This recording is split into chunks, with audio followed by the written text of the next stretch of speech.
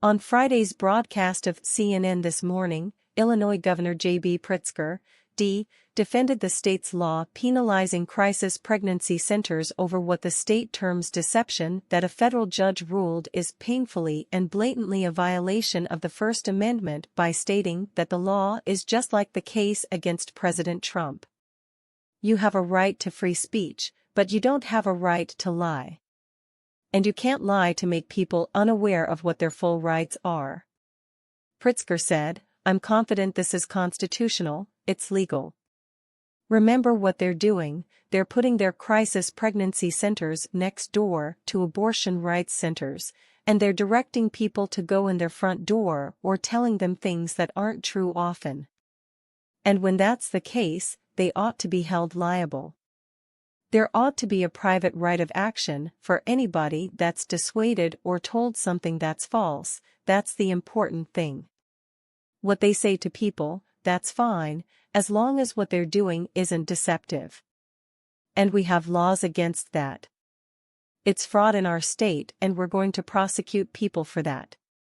Co-host Poppy Harlow then asked, their claim to have this right is largely based on RFRA, the Religious Freedom Restoration Act, on religious freedom and making their argument from a religious perspective.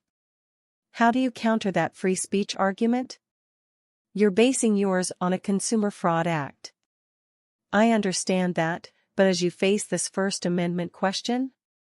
Pritzker answered, "Well, it's just like the case against President Trump. You have a right to free speech, but you don't have a right to lie. You don't have a right to use those lies to push people into situations in which they, frankly, are breaking the law or where they are unaware of what their full rights are. So, we need to make sure that people know what their rights are."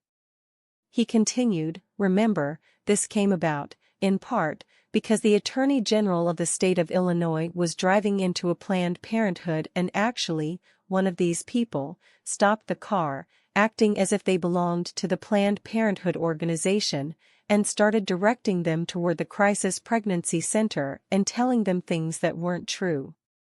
And the Attorney General couldn't believe that that was happening, and, after he realized it, came to the legislature and said, 'We shouldn't allow this to happen.'